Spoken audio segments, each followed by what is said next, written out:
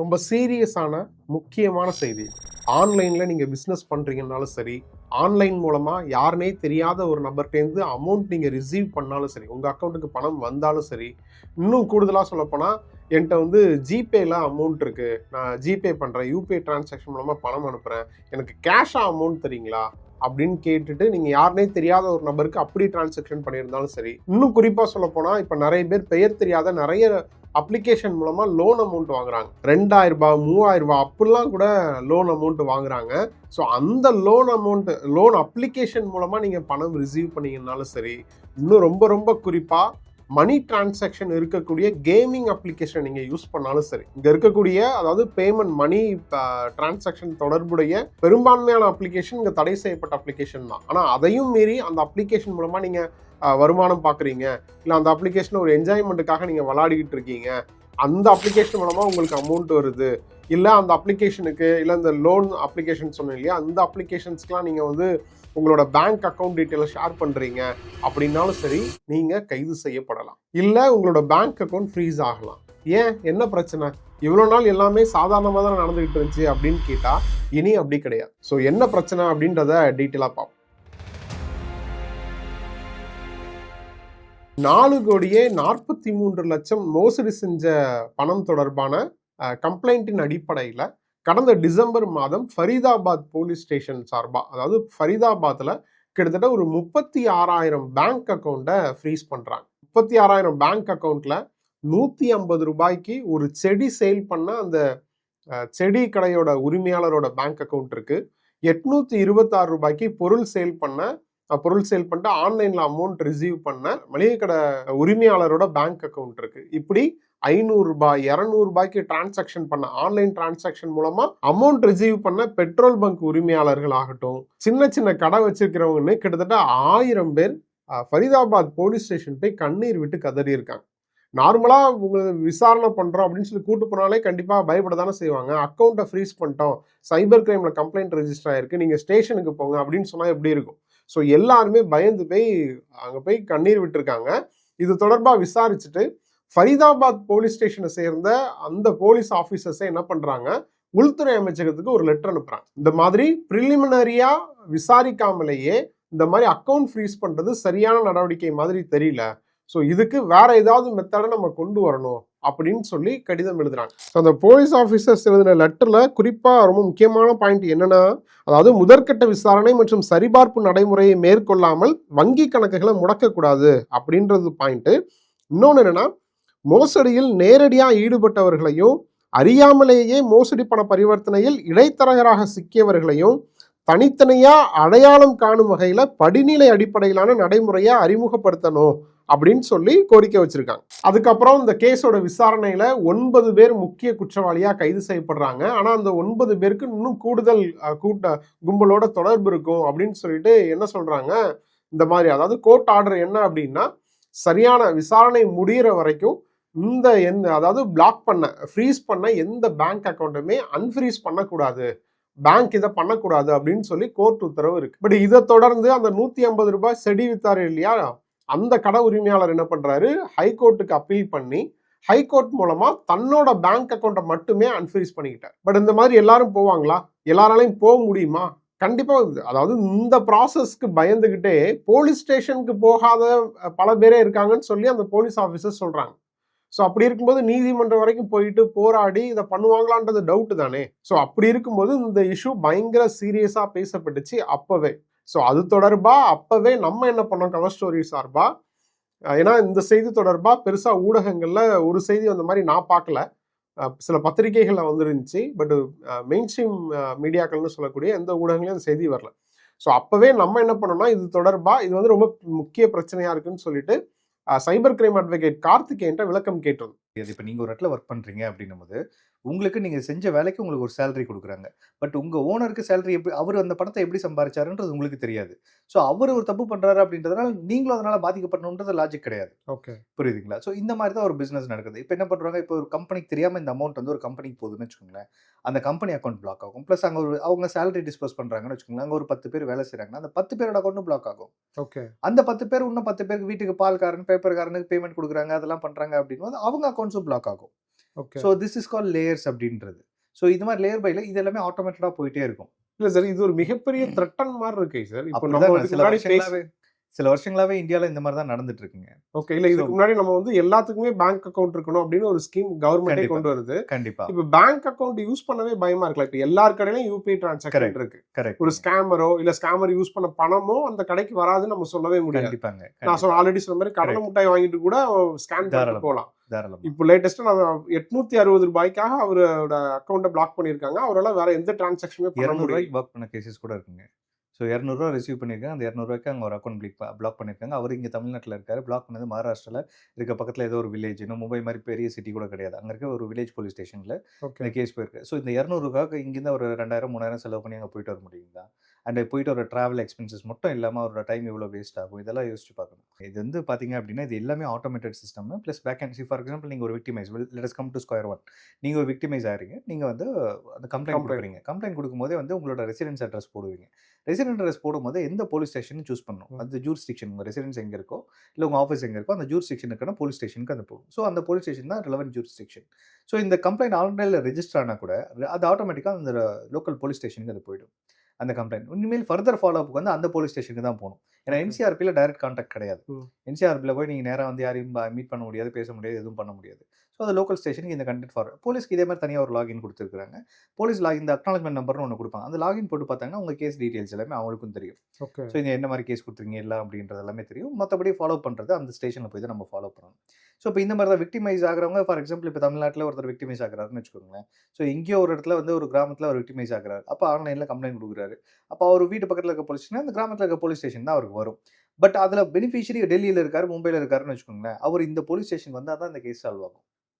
Okay, புரியுதுங்களா? அது அவர் ஒரு 200 வந்தாலும் சரி, 100 இருந்தாலும் சரி, எவ்வளோ இருந்தாலும் இந்த போலீஸ் ஸ்டேஷனுக்கு வந்தால் தான் அந்த கேஸ் ஆகும். ஏன்னா இந்த கிரைம் ரெக்கார்ட்ஸ் பூரா இந்த போலீஸ் ஸ்டேஷனில் தான் இருக்கும். அது ஆக்சுவலாக பார்த்தீங்க அப்படின்னா ப்ரொசீஜர் படி இந்த போலீஸ் ஸ்டேஷன்லேருந்து இந்த போலீஸ் ஸ்டேஷனுக்கு இந்த கேஸ் போயிருக்கு. ப்ளஸ் அந்த போலீஸ் ஸ்டேஷனோட கான்டாக்ட் நம்பரு, இமெயில் ஐடி இது எல்லாமே வந்து என்சிஆர்பிலேருந்து பேங்க்குக்கு அனுப்பிச்சிடுவாங்க. ஓகே, ஓகேங்களா? இந்த ஸ்டேஷனுக்கு போயிருக்கா அதாவது உங்கள் அக்கௌண்ட் ஃப்ரீஸ் ஆயிருக்கு அப்படின்னும் போது அந்த பேங்க்குக்கு ஆட்டோமேட்டிக்காக அந்த அமௌண்ட் ஃப்ரீஸ் ஆகுதுன்றது அந்த கஸ்டமருக்கு பேங்க் இன்ஃபார்ம் பண்ணிவிடுவாங்க. எந்த போலீஸ் ஸ்டேஷனில் உங்கள் கேஸ் இருக்குது, அவங்களோட காண்டாக்ட் நம்பர் என்ன, இமெயில் ஐடி என்ன அப்படின்றத கொடுத்துருவாங்க. பட் அந்த காண்டாக்ட் நம்பர் நீங்கள் போட்டிங்க அப்படின்னா மோஸ்ட் ஆஃப் த டைம்ஸில் ரீச் ஆகாது. ஏன்னா police station is will be always பிஸியாக தான் இருக்கும். அதே மாதிரி நீங்கள் மெயில் அனுப்பிச்சிங்க அப்படின்னாலும் உடனே குயிக் ரெஸ்பான்ஸும் உங்களுக்கு வராது. அது கியூயிங் சிஸ்டமில் இருக்கும். லிமிடெட் ஸ்டாஃப்ஸ் வச்சு ஒர்க் பண்ணுறதுனால குயிக் ரிப்ளையும் உங்களுக்கு போலீஸ் ஸ்டேஷன்லேருந்து வராது. அது வரைக்கும் உங்கள் அக்கௌண்ட் ஹோல்டில் இருக்கும். அப்போ உங்களுக்கு வேணும் அப்படின்னா நீங்கள் நேராக போய் ஆகும். ஸ்கேமை தடுக்கிறது அப்படின்றதுக்கு ஒரு ப்ராசஸ் கொண்டு வரணும். ஸ்கேம் இல்லாம ஆக்கணும் அப்படின்றதுக்கு ஒரு ப்ராசஸ் கொண்டு வரணும்.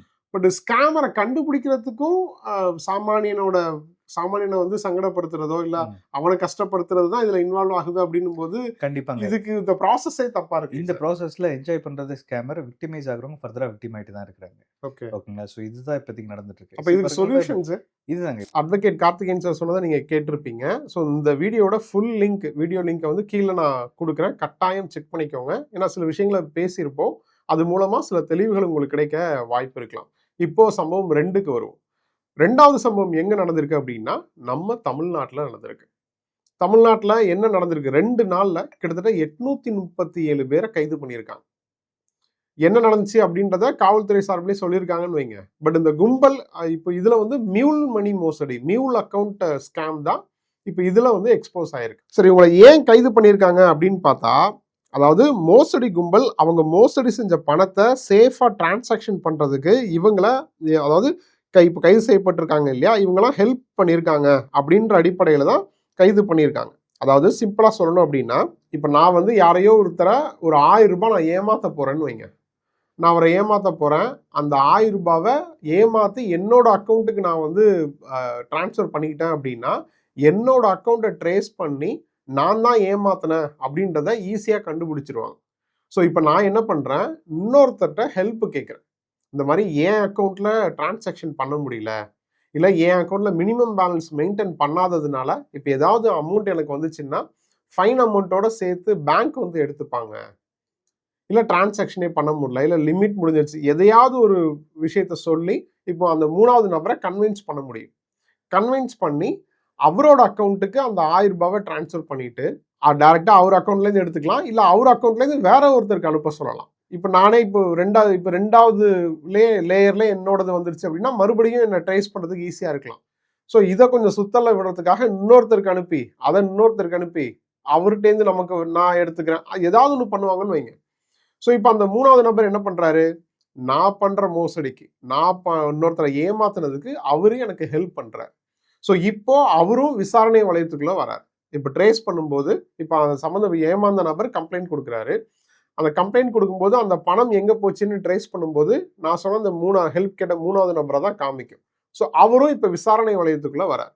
இப்போ இதுல இன்னொன்று என்ன அப்படின்னா, இப்போ நான் வந்து ஹெல்ப் மாதிரி கேட்குறேன் அப்படின்னா அவரால் என்னை வந்து நம்ப வச்சு ஏமாத்திட்டான், என்கிட்ட இப்படிதான் சொன்னான், அவன் அக்கௌண்ட் ஒர்க் பண்ணல, டிரான்சாக்ஷன் முடிஞ்சிருச்சு, பேங்க்லேருந்து எடுத்துப்பாங்க அப்படின்னு ரீசனை சொல்லி தான் என்னை ஏமாத்திட்டான்னு அவரு தன்னை வந்து ப்ரூஃப் பண்ணலாம், என்னை நம்ப வச்சு ஏமாத்திட்டான்னு சொல்லி. பட் நான் இன்னொரு விதத்தில் என்ன பண்றேன் அப்படின்னா, உன்னோட பேங்க் அக்கௌண்ட்டை கொடு, நான் வந்து சில டிரான்சாக்ஷனை பண்ணி உனக்கு ஒரு கமிஷன் தரேன், இல்ல 1000 ரூபாய்க்கு 100 ரூபாய் உனக்கு கமிஷன், 1 லட்சம் ரூபாய்க்கு 10,000 ரூபாய் கமிஷன், 5000 ரூபாய் கமிஷன் சொல்லி அவரை கன்வின்ஸ் பண்ணியே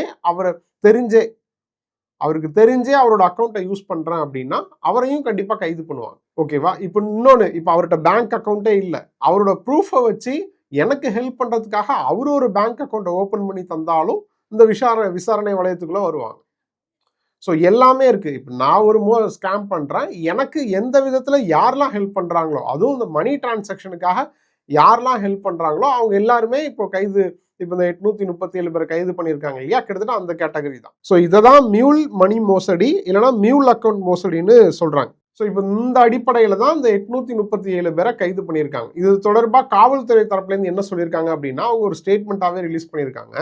அவங்க தரப்புலேருந்து என்ன சொல்லியிருக்காங்க அப்படின்னா, அதாவது 48 மணி நேரத்தில் மாநிலம் ஃபுல்லாக இருக்கக்கூடிய மியூல் வங்கி கணக்கு வைத்திருப்பவர்களுக்கு எதிரான நடவடிக்கை தான் இது, சிறப்பு அதிரடி நடவடிக்கை அப்படின்னு சொல்லி மென்ஷன் பண்ணியிருக்காங்க. என்னைக்குன்னா 6ஆம் தேதி 7ஆம் தேதி. அதாவது சைபர் மோசடிகள் மூலம் பெறப்படும் பணத்தை பெறுதல், பரிமாற்றம் செய்தல், பல்வேறு கணக்குகளுக்கு மாற்றுதல் மற்றும் பணமாக எடுத்தல் போன்ற செயல்களுக்கு வங்கி கணக்குகளை திறந்து கொடுப்பது, இல்லை பயன்படுத்த அனுமதிப்பது, இல்லை அவங்களோட வங்கி கணக்கை இயக்குவது மற்றும் இதற்கு உடந்தையாக இருப்பது உள்ளிட்ட நடவடிக்கைகளில் ஈடுபட்ட நபர்களை அடையாளம் கண்டு நடவடிக்கை எடுப்பதே இந்த சிறப்பு நடவடிக்கையின் முக்கிய நோக்கம் அப்படின்னு சொல்லியிருக்காங்க. ஸோ நான் சொன்னது உங்களுக்கு புரிஞ்சிடும். ஸோ இந்த புகாரின் அடிப்படையில் பார்த்துக்கிட்டிங்கன்னா, ஸோ இதில் வந்து இப்போ நான் ஃபரீதாபாத் இன்சிடென்ட் சொன்னேன் இல்லையா, 4.43 crores. இப்போ தமிழ்நாட்டை பொறுத்த வரைக்கும் 9804 ஆன்லைன் புகார்கள் பதிவு செய்யப்பட்டிருக்கு.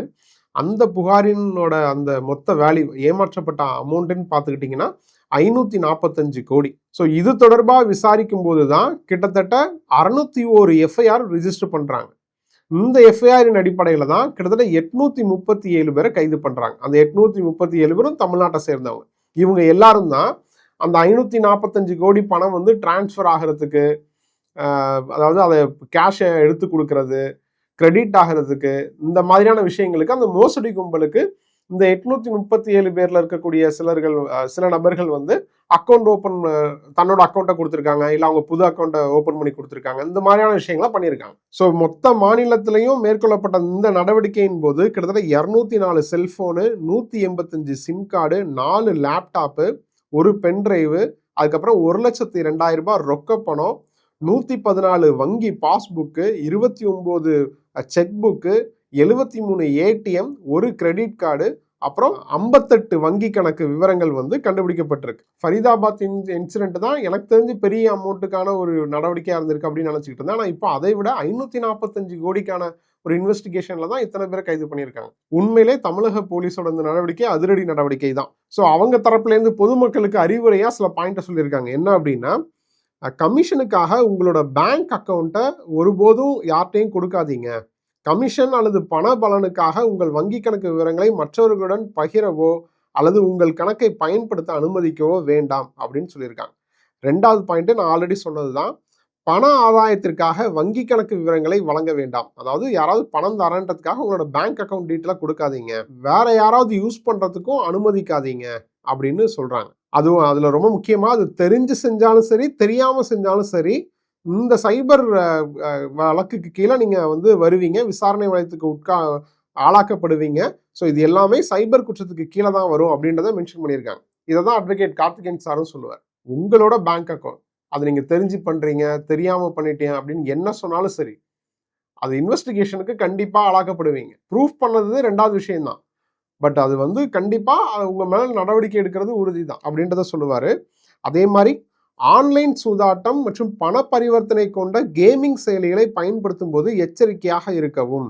பண பரிவர்த்தனைகள் மேற்கொள்ளப்படும் ஆன்லைன் சூதாட்டம் அல்லது கேமிங் செயலிகளை பயன்படுத்தும் போது ஸோ அந்த அப்ளிகேஷன் மூலமா பணத்தை பெறுதல் அல்லது டிரான்சாக்ஷன் பண்றது, இது எல்லாமே கூட இந்த சைபர் குற்ற வலையமைப்புகளுடன் தொடர்புடையதாக இருக்கலாம் அப்படின்ற மாதிரி சொல்லியிருக்காங்க. ஸோ இதெல்லாம் இருக்கு.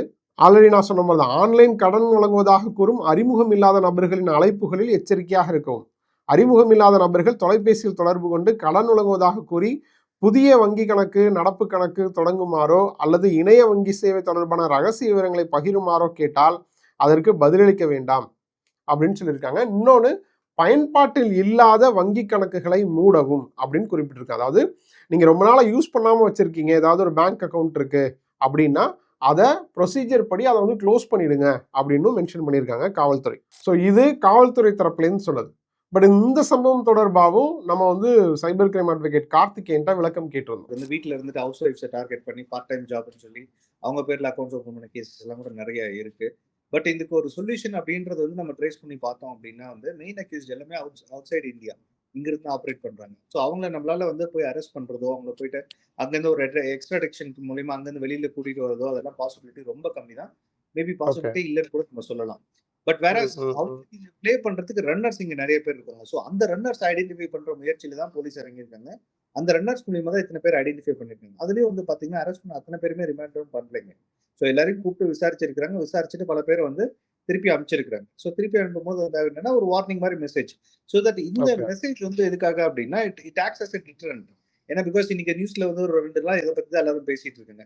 நாளைக்கு இந்த ரன்னர் வந்து இன்னொருத்தர் அப்ரோச் பண்ணும்போது அவங்களுக்கு தெரியும், ஓகே அக்கௌண்ட் நம்பரை கொடுத்தா நம்மளை அரெஸ்ட் பண்ற வரைக்கும் போகலாம் அப்படின்றது அவங்களுக்கு தெரிய வரும். ஸோ இதை அரெஸ்ட் பண்ணாங்க அப்படின்னா இதுல 3 வருஷத்துல இருந்து 7 வருஷம் வரைக்கும் சிறை தண்டனை இருக்கு அப்படின்றதும் அவங்களுக்கு தெரியும்.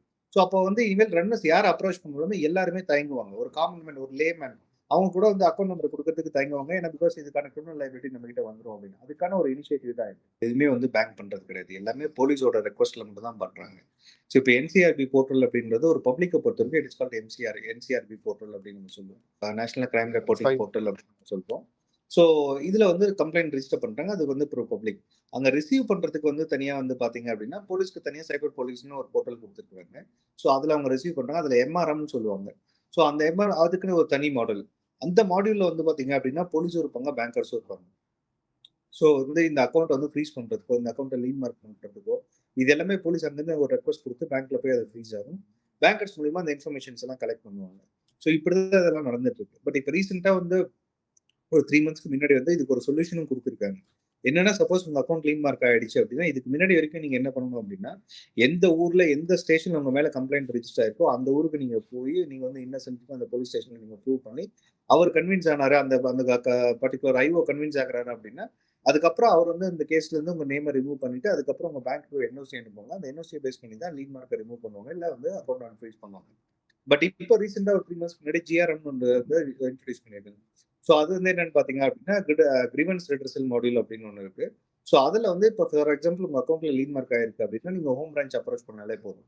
ஹோம் பிரான்ச் அப்ரோச் பண்ணிட்டு பேங்க்ல வந்து இந்த மாதிரி வந்து இன்னும் லைக் நான் இன்னசென்ட் தான், இதனாலதான் எனக்கு இந்த பணம் வந்துச்சு அப்படின்றதெல்லாம் ஒரு ஸ்டேட்மெண்ட்டா நீங்க எழுதி நீங்க கொடுத்தீங்க அப்படின்னா அதை வந்து ஜிஆர்எம் போர்ட்டல்ல பேங்க் சைட்ல இருந்து அப்லோட் பண்ணுவாங்க. உங்க கேவிசி டாக்குமெண்ட்ஸ் இதையும் சேர்த்து அப்லோட் பண்ணி இவர் இன்னசென்ட் தாங்க அப்படின்னு சொல்லிட்டு அப்லோட் பண்ணுவாங்க. சில இடத்துல வந்து பாத்தீங்க அப்படின்னா டவுட்ஃபுல்லா இருந்தது அப்படின்னா அவர் பக்கத்துல நிக்க ஒரு போட்டோ எடுத்துப்பாங்க. அந்த பேங்க் மேனேஜரோ இல்ல பேங்கோட எம்ப்ளாயியோ அவர் பக்கத்துல நின்று ஒரு போட்டோ எடுத்து அதையும் ஜிஆர்எம்ல அப்லோட் பண்ணுவாங்க. ஸோ அதை பேஸ் பண்ணி போலீஸ் ஆஃபீஸர் கன்வின்ஸ் ஆயிட்டாரு அப்படின்னா அதுக்கப்புறம் வந்து பாத்தீங்க அப்படின்னா அந்த ஜிஆர்எம் போர்ட்டல் இருந்தே அவர் ரிலீஸ் பண்ணிடுவாரு. ஸோ ஜிஆர்எம் போர்ட்டல்ல இருந்தே உங்க நேம் வந்து ரிமூவ் பண்ணிட்டாங்க அப்படின்னா ஆட்டோமேட்டிக்கா வந்து அக்கௌண்ட் அன்ஃப்ரீஸ் ஆயிடும். ஓ, இது வந்து நம்ம எங்க வேணாலும் பண்ணலாமா சார்? எல்லாருக்குமே பொருந்துமா இது? எல்லா பேங்க்குமே பண்ணலாங்க. எல்லா பேங்க்குமே ஜிஆர்எம் போர்ட்டல் வந்து கொடுத்துருக்காங்க. ஓகே, இது இப்ப நாள் கணக்கு அந்த மாதிரி ஏதாவது இருக்கா சார்? ஃப்ரீஸ் பண்ணதுல இருந்து இமீடியட்டா நம்ம கொடுத்துடலாங்க. நீங்க பிரான்ச்ல போய் கொடுத்தீங்கன்னா பிரான்ச் வந்து GRM. But most of the பேங்க்ஸ்க்கே இது தெரியாது. இன்னும் லைக் பேங்க்ஸ்ல வந்து ஆர்பிஐ அதெல்லாம் கொடுத்துருக்காங்க, ரெகுலேஷன்ஸ் கொடுத்தாங்க, எல்லா பேங்க்ஸும் அதில் சிக்னேட்டரியா இருக்காங்க. பட் நிறைய பிரான்ச்ல நீங்க அப்ரோச் பண்ணும்போது பாத்தீங்க அப்படின்னா எங்களுக்கு தெரியாது, நீங்க ஸ்டேஷன் போங்க அப்படின்னு தான் சொல்லுவாங்க. ஃபார் எக்ஸாம்பிள் தமிழ்நாட்டில் இருக்க ஒருத்தருக்கு வந்து பாத்தீங்க அப்படின்னா மகாராஷ்டிரால வெஸ்ட் பெங்கால்ல ஏதோ ஒரு இடத்துல கேஸ் ரெஜிஸ்டர் ஆயிருக்கும். நீங்க அங்க போய் பாருங்க அப்படின்னு தான் சொல்லுவாங்க. அது தேவையில்லை. ஸோ இன்னைக்கு நீங்க ஹோம் பிரான்ச்ல நீங்க கொடுத்தீங்க அப்படின்னு அவங்களே வந்து எல்லா இன்ஃபர்மேஷனும் அப்டேட் பண்ணிடுவாங்க. அதுக்கப்புறம் அதை வந்து அக்செப்ட் பண்றதா இல்ல ரிஜெக்ட் பண்றதா அப்படின்றது போலீஸ் டிசைட் பண்ணுவாங்க. Accept okay. பண்ணிட்டாங்கன்னா லீட் மார்க் மூவ் பண்ணிடுவாங்க. ரிஜெக்ட் பண்ணிட்டாங்க அப்படின்னா ஃபர்தர் என்கொயரி கண்டக்ட் பண்ணுவாங்க. அப்படின்னா இதுல கைதே பண்ணிடுறாங்களே சார், டைரக்டா கைது பண்ணிடுறாங்க. அதுக்கப்புறம் தானே சார் இதெல்லாம் பண்ண முடியும். கைது பண்ணதுக்கு அப்புறம் இது பண்ண முடியாது இல்லையா? இல்ல பண்ணலாங்க. கைது பண்றாங்கன்னாலும் வந்து பாத்தீங்க அப்படின்னா, எல்லாரையுமே கைது பண்றதில்ல. ஒரு பிரிலிமினரி இன்வெஸ்டிகேஷன், ஒரு பிரைமா ஃபேசி கேஸ் நம்மளுக்கு இருக்கு அப்படின்னும்போது தான் வந்து கைது பண்றதுக்கு அடுத்தடுத்த ஸ்டேஜ் மூவ் பண்றாங்களே தவிர, அப்படி பாத்தீங்க அப்படின்னா, there are like hundreds of case பத்தி தான் நம்ம டிஸ்கஸ் பண்ணிட்டு இருக்கோம். But there are millions of cases across the country.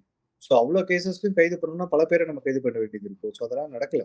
கொஞ்சம் கொஞ்சம் தான் இனிஷியேட் பண்றாங்க. இங்க வந்து பாத்தீங்க அப்படின்னா, கைது பண்ணது அப்படின்றது நடக்கிற ஸ்கேம்ஸ்ல இவங்களை கைது பண்ணுவோம் ஜஸ்ட் டிப் ஆன் ஐஸ்பர்க்ன்ற மாதிரி தான். அது பேசிக் எதுனா it will act as a deterrence. They will convey a message. இன்னைக்கு பப்ளிக் கிட்ட இந்த ஒரு மெசேஜ் வைடா ஸ்ப்ரெட் ஆகும்போது இந்த ரன்னர்ஸ் நாளைக்கு இன்னொருத்தர் அப்ரோச் பண்றாங்க அப்படின்னா கண்டிப்பா அவங்க ரெஃப்யூஸ் பண்ணுவாங்க அவங்களோட இன்ஃபர்மேஷன் அக்கௌண்ட் டீடைல்ஸை கொடுக்கறதுக்கு. அதுக்கான ஒரு ஓகே. முயற்சி தான். பணம் மட்டும்தான் நம்மளுக்கு முக்கியம். பணத்தை யாராவது கேட்டாங்கன்னா கொடுக்க கூடாது. பட் வேற ஏதாவது இன்ஃபர்மேஷன் நம்ம கிட்ட இருந்து கேட்டா கொடுக்கலாம் அப்படின்னு இது வரைக்கும் நம்ம நினைச்சிட்டு இருந்தாங்க. ஸோ உங்களோட இன்ஃபர்மேஷன், உங்களோட வந்து ஆதார் கார்டு காப்பியா இருக்கட்டும், இல்ல பேன் கார்டு காப்பியா இருக்கட்டும், ஒரு சிக்னேச்சரா இருக்கட்டும், எல்லாமே வேல்யூபிள் தான். ஸோ எல்லா டேட்டா பேங்க் வேல்யூபிள் அக்கௌண்ட் தான். இந்த டேட்டாவை யூஸ்ன்றதோட மிஸ்யூஸ் அதிகமா பண்ணுவாங்க.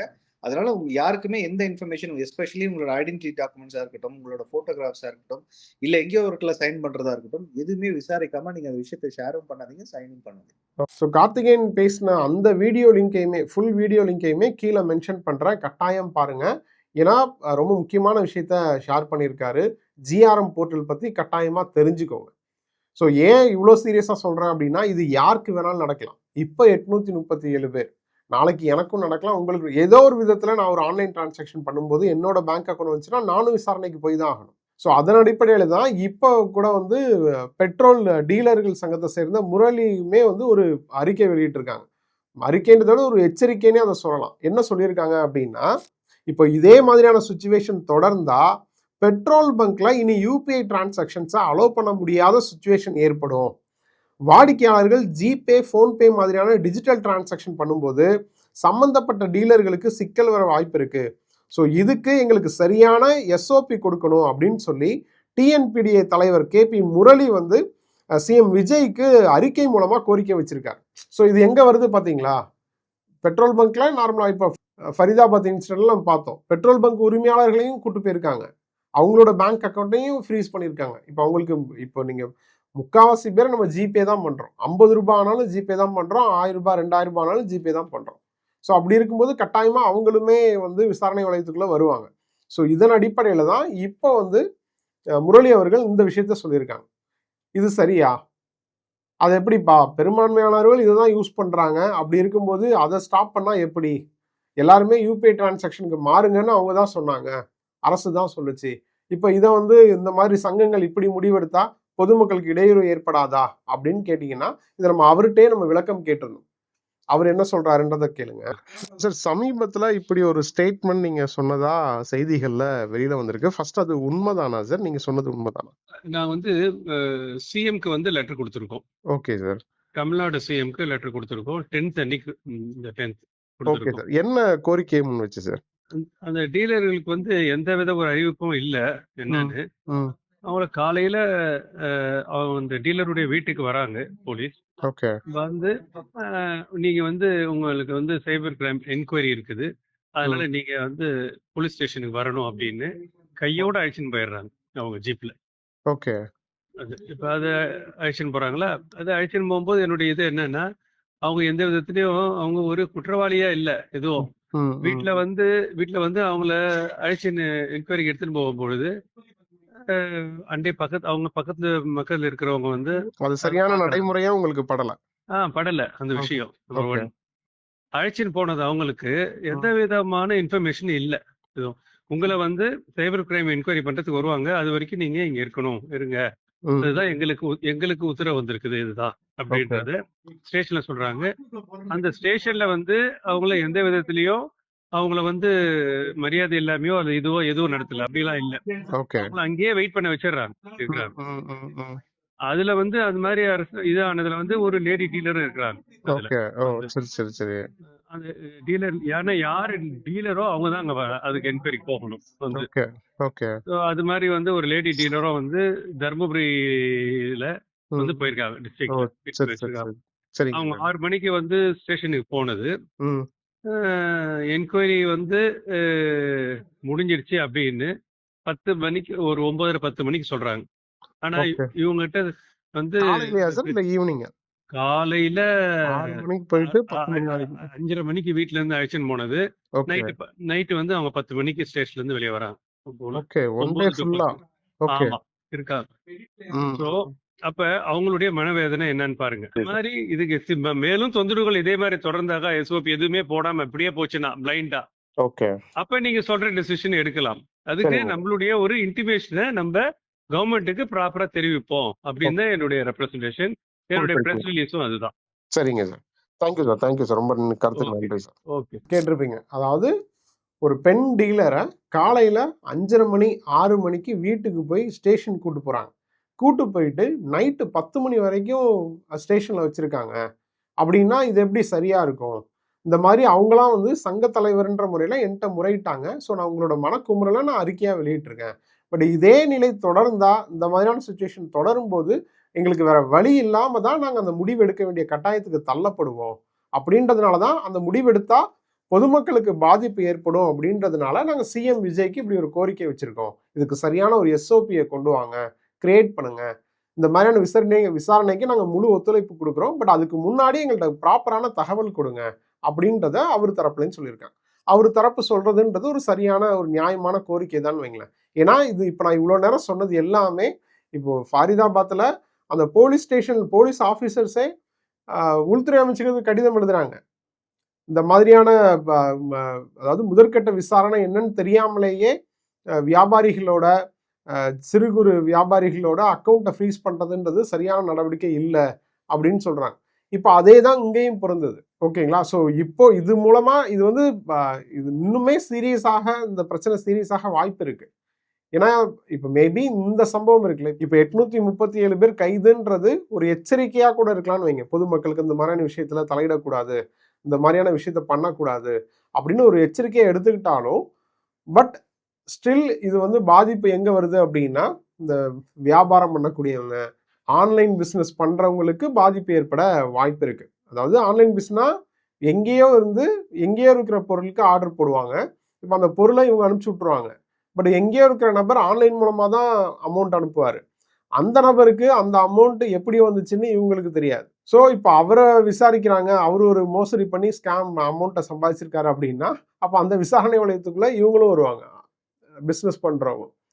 ஸோ இது வந்து லோன் ஆகட்டும், கேமிங் அப்ளிகேஷன் ஆகட்டும், ரொம்ப முக்கியமாக ஆன்லைன் ட்ரேடிங் பண்றாங்க இல்லையா, ட்ரேடிங்ல கூட இப்போ இந்த மாதிரியான அமௌண்ட் விஷயங்கள்லாம் வருது. அதுல ஜெனியூனா அது வந்து வேற சப்ஜெக்ட்னு வைங்க. பட் இந்த மாதிரி ட்ரேடிங்லையும் அமௌண்ட்டை இன்வெஸ்ட் பண்ணி அந்த டிரான்சாக்ஷன் மூலமா எடுக்கிறது, ஸோ இதுவுமே இருக்கு. ஸோ இப்போ அதாவது ரிஜிஸ்டர் பண்ணாம நீங்க எது பண்ணாலுமே இப்போ இங்க சிக்கல் தான். ஸோ முரளி அவர்கள் சொன்ன அந்த கோரிக்கைன்றது என்னை பொறுத்த வரைக்கும் அது ஒரு நியாயமான கரெக்டான விஷயம் தான் வைங்களேன். பட் இது ரிலேட்டடா உள்துறை அமைச்சகத்துக்கு கீழ் இயங்கக்கூடிய சைபர் டோஸ்ட் அமைப்பு இருக்கு இல்லையா, அவங்களோட யூடியூப் சேனல்ல கடந்த மாதமே கடந்த ஒரு சில மாதங்களுக்கு முன்னாடி ஜனவரி மாதமே சைபர் சேஃப் லைஃப் இந்திய சைபர் கிரைம் ஒருங்கிணைப்பு மையம், அதாவது உள்துறை அமைச்சகத்தின் சைபர் பாதுகாப்பு விழிப்புணர்வு முயற்சியின் அடிப்படையில் அகிலேஷ் கவுர், அதாவது யாருன்னா அவர் cyber crime coordination centre, Indian cyber crime coordination சென்டரோட டெபுட்டி டைரக்டரா இருக்கார். அவரு ஒரு பேட்டி கொடுத்திருக்காரு. அந்த பேட்டி ஹிந்தியில தான் இருக்கு. எனக்கு தெரிஞ்ச ஏஐ மூலமா டிரான்ஸ்லேட் பண்ணி பார்த்ததுல சில விஷயங்கள் புரிஞ்சுது, அதை மட்டும் சொல்றேன். பட் அதோட லிங்கையுமே நான் கீழே கொடுக்குறேன், செக் பண்ணிக்கோங்க. ஹிந்தி தெரிஞ்சவங்க பார்த்துட்டு தெரியாத மக்களுக்கு அந்த செய்தியை கடத்துங்க. ஸோ அந்த இன்டர்வியூவில் ஒரு கேள்வி கேட்கப்படுது, அதாவது பாதிக்கப்பட்டவங்களுக்கு பணம் திரும்பவே கிடைக்காதா அப்படின்னு கேட்குறாங்க. பணத்தை வந்து எப்படி எளிதாக வந்து மீட்பது அப்படின்னு கேட்குறாங்க. ஸோ அதுக்கு அவர் என்ன பதில் சொல்றாருன்னா, பல சந்தர்ப்பங்களில் பணத்தை வந்து திரும்ப பெறதுக்கு நீதிமன்ற உத்தரவு தேவைப்பட்டு வந்தது. ஆனால் புதிய எஸ்ஓபி மூலம் சில சிச்சுவேஷன்ல காவல்துறை அதிகாரியோட உத்தரவின் அடிப்படையிலே வந்து பணத்தை மீட்டு தரும் நடைமுறை வந்து உருவாக்கப்பட்டிருக்கு. இதற்காக மணி ரெஸ்டோரேஷன் மாடல் அப்படின்னு உருவாக்கப்பட்டிருக்கு அப்படின்னு சொல்றாரு. ஸோ இதில் பாதிக்கப்பட்டவர் வந்து ரீஃபண்ட் கோரி விண்ணப்பிக்க முடியும். பெரிய தொகை தொடர்பான வழக்குகளில் நீதிமன்ற உத்தரவு தேவைப்படலாம். ஆனால் சின்ன தொகை வந்து ஹோல்ட் செய்யப்பட்டுள்ள சின்ன தொகைகள்லாம் வந்து நீதிமன்றத்தை அணுக வேண்டிய அவசியம் இல்லை. ஸோ விரைவாக ரீஃபண்ட் செயல்முறையை மேற்கொள்ள வந்து இந்த விஷயங்கள் உதவுது அப்படின்னு சொல்கிறாங்க. அதுக்கப்புறம் இன்னொரு கேள்வி கேட்கப்படுது, ஜெனியூன் அக்கௌண்ட் ஃப்ரீஸ் செய்யப்பட்டால் என்ன பண்ணுறது அப்படின்னு கொஸ்டின் கேட்குறாங்க. அதுக்கு அவர் என்ன சொல்கிறாருன்னா, ஒருவரோட வங்கி கணக்கு தவறாக ஃப்ரீஸ் செய்யப்பட்டால் அவர் வந்து முதல்ல தன்னோட வங்கி கிளைக்கு தான் போகணும்.